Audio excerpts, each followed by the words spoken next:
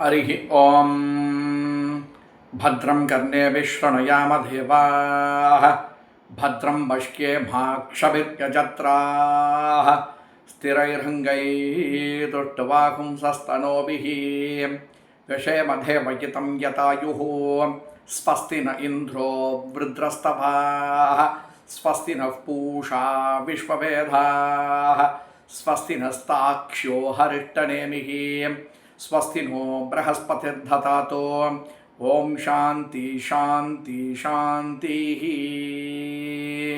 Astro Krish channel நேயர்களுக்கு அன்பார்ந்த நமஸ்காரம்.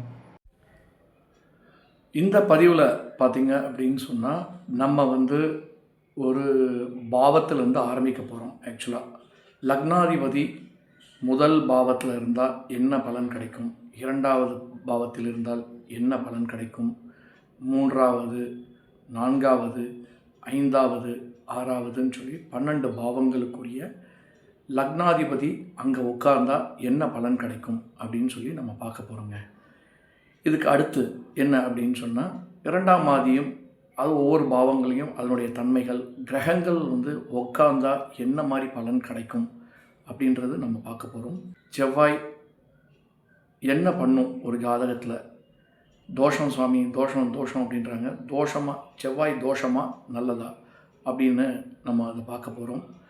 மேலும் அதை தொடர்ந்து கலத்திர தோஷம், கலத்திரகாரகர், இதை பற்றி கொஞ்சம் டீப்பாக ஒரு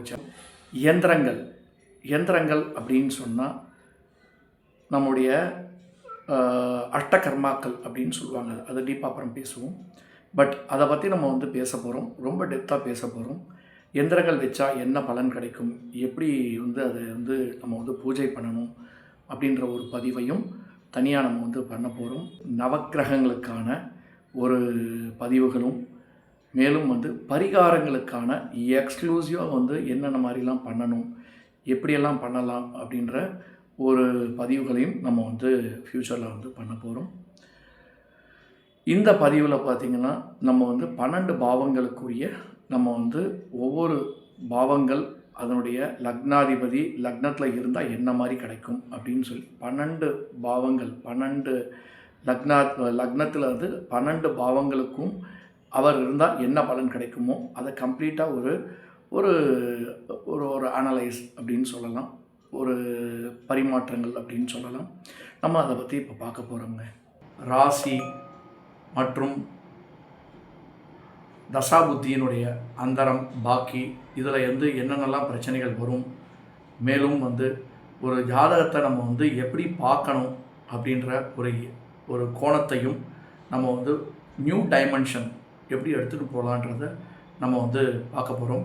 பொதுவாகவே பார்த்திங்கன்னா இந்த 12 ராசிகள் அப்படின்னா, ராசி அப்படின்னு சொன்னால் எல்லாருடைய எண்ணங்களும் எப்படி இருக்கும் அப்படின்னு சொன்னால், ஏதோ சும்மா ஏதோ சொல்லிகிட்டு இருக்காங்க, சும்மா எதுவுமே நடக்கலை அப்படின்று எல்லாருடைய தாட் ப்ராசஸ் இருக்கும். என்னென்னா இது நம்ம கோச்சார அடிப்படையிலையும் மற்றும் அந்தந்த பிளானட்னுடைய பொசிஷன் எப்படி இருக்கோ அதற்கு தகுந்த மாதிரி தான் நம்ம எல்லாருமே பலன்களை டெய்லி பலன், வார பலன் மற்றும் மாத பலன் இந்த மாதிரிலாம் சொல்லிகிட்டு இருக்காங்க. நம்ம புதிய ஒரு முயற்சியாக எடுப்போம் அப்படின்றது என்னுடைய ஆழ்ந்த கருத்தாக இருக்குது.